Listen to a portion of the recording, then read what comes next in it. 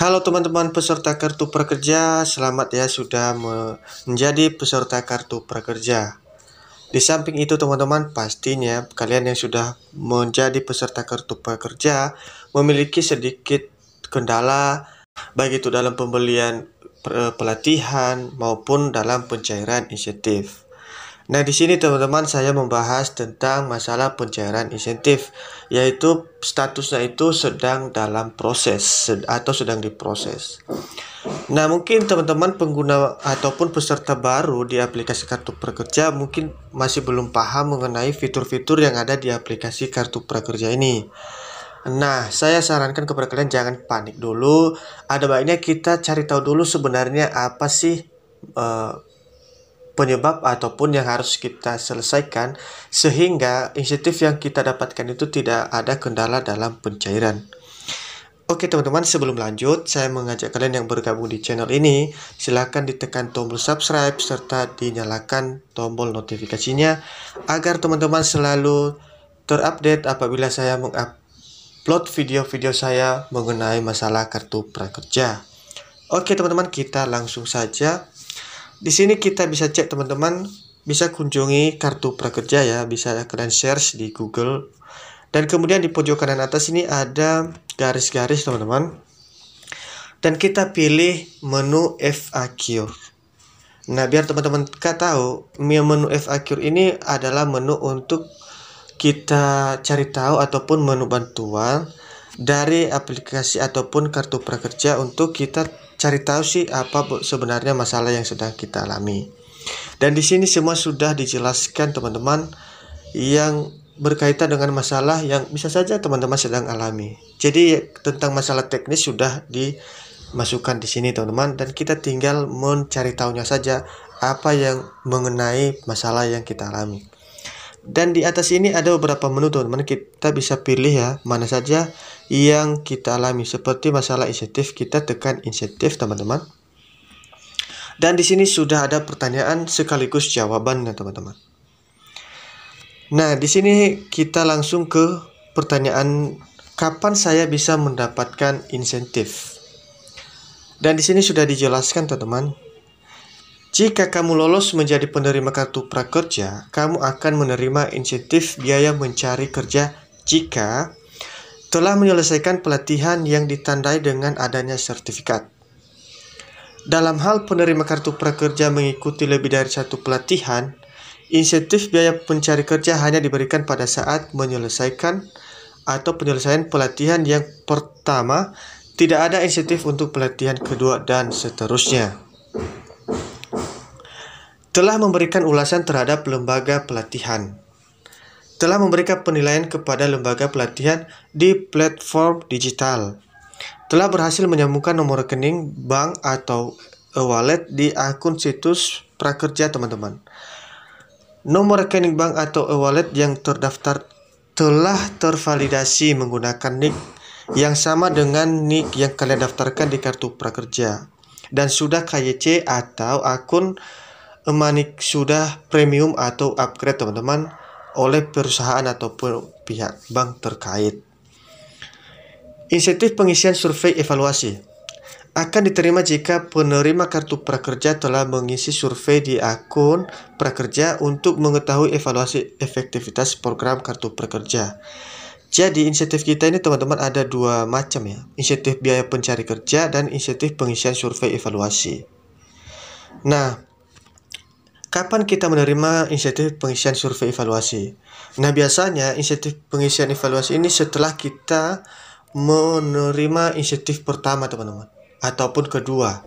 Dan itu akan kita diarahkan untuk mengisi survei.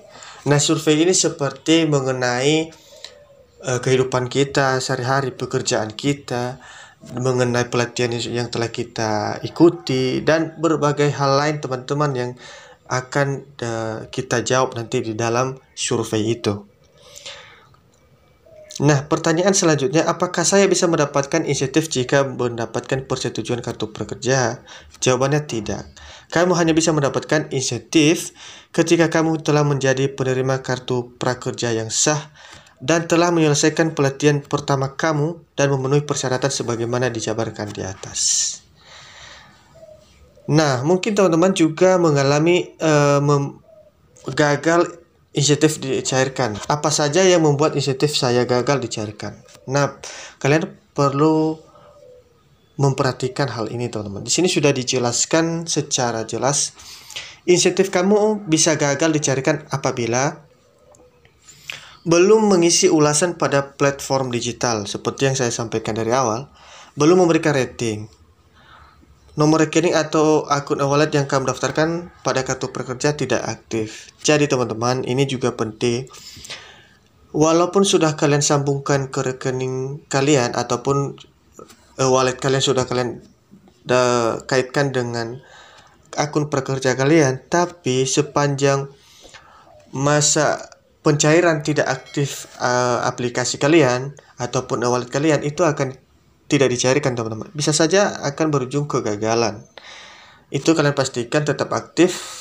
Ya, paling tidak kalau memang berada di daerah yang sedikit tidak stabil jaringannya, kalian hitung-hitung kapan pencairan insentif. Misalnya di tanggal, kita bilang aja tanggal 2 bulan April misalnya. Nah, dari tanggal 1 itu sampai tanggal 3 itu kalian usahakan di ponsel kalian itu ataupun jaringan ponsel kalian itu aktif ataupun stabil ya, teman-teman. Karena di rentan waktu itu yang bisa akan dicairkan. Kemudian akun e-wallet kamu belum di-upgrade. Nah, ini juga perlu di-upgrade, teman-teman.